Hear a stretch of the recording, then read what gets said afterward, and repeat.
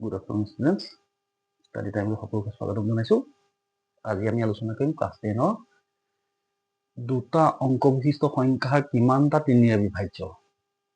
আমাক প্ৰশ্নটো দিছে দুটা অংক বিশিষ্ট সংখ্যাৰ কিমানটা তিনিৰে বিভাজ্য। চেপ্টাৰ 5 ৰ দুটা অংক বিশিষ্ট সংখ্যা কিমানটা তিনিৰে বিভাজ্য হয়। এইটো উলিয়াবলৈ যাওঁতে আমি কি কৰিম এতিয়া দুটা অংকত থাকিব পৰা সংখ্যা দুটা অংক বিশিষ্ট সংখ্যা কি হ'ব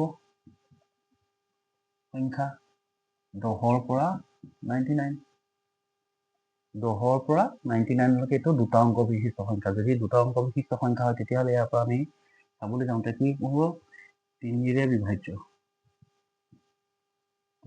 উলিয়াবলৈ যাওঁতে তিনিৰে যাব লাগিব। তিনিৰে দশক নাযায়। তিনি গুণ 9 তিনি 4 গুণ 12 মানে 12টো যাব 12টো আহিব। তিনিৰ গুণফলবিলাক আমি উলিয়াব লাগিব। তিনিৰ গুণফল উলিয়াবলৈ গ'লে 3 4 গুণ 12 তাৰপৰা 3 5 গুণ 15 3 6 গুণ 18 3 7 গুণ 21 ইয়াত 99টোক আমি হৰণ কৰিম। 3 3 গুণ 9 3 3 গুণ মানে আল্টিমেটলি 99টোক এই 99টোক তিনিৰে বিভাজ্য হয়। গতিকে আমাৰ লাষ্টত পদটো পালো আমি 99। যিহেতু এতিয়া 99টো আমি লাষ্ট পদ পাই গ'লো তিনিৰে বিভাজ্য হয়। গতিকে আমি এটা বস্তু চাব পাৰিম যে প্ৰথম পদটো কি হৈ গ'ল 12। সাধাৰণ অন্তৰ ক্ষেত্ৰত যিটো সংখ্যাই বিভাজ্য ইয়াত বিভাজ্য সংখ্যাটো কি আছে 3। যিহেতু তিনিৰে বিভাজ্য বুলি কৈ আছে গতিকে যিহেতু তিনিৰে বিভাজ্য আল্টিমেটলি ইহঁতৰ সাধাৰণ অন্তৰটো কি হ'ব লাগিব 3 হ'ব লাগিব। যিটো সংখ্যাৰ বিভাজ্য হয় সেই সংখ্যাটো আমি ধৰিব পাৰিম। গতিকে ইয়াত যিহেতু তিনিৰে বিভাজ্য গতিকে ইয়াৰ সাধাৰণ অন্তৰটো কি হ'ব d। আৰু মুঠ পদ কিমান আছে আমি সেইটো নাজানো। ইয়াৰ পৰা উলিয়াব লাগিব আমি n = question mark। কিন্তু আৰু কি দিয়া আছে an = 99 দিয়া হৈছে। ইয়াতে an ৰ ভেলুটো দিয়া হৈ আছে 99 লাষ্টৰ পদটো। যিহেতু an টো আমি 99 পাই গ'লো ইয়াৰ পৰা আমি a plus n minus 1 into d equal to 99।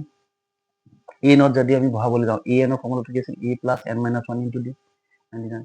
a মানটো পালো 12 plus n ৰ মানটো নাজানো 3 equal to 99। n minus 1 into 3 equal to 99 minus 12 এইটো প্লাছত আছে এইটো ইফালে গুচি গ'ল গতিকে মাইনাছ আহি গ'ল। n minus 1 is equal to কিমান হ'ব 9 পৰা 2 গ'লে 7 9 পৰা 1 গ'লে 8।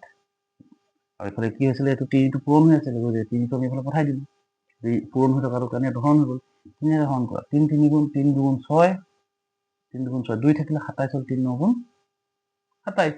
গতিকে n minus 1 is equal to কিমান পালোঁ 29। এতেকে n is equal to 29 plus 1 equal to 30। মুঠ পদ কিমানটা আছে মুঠ পদৰ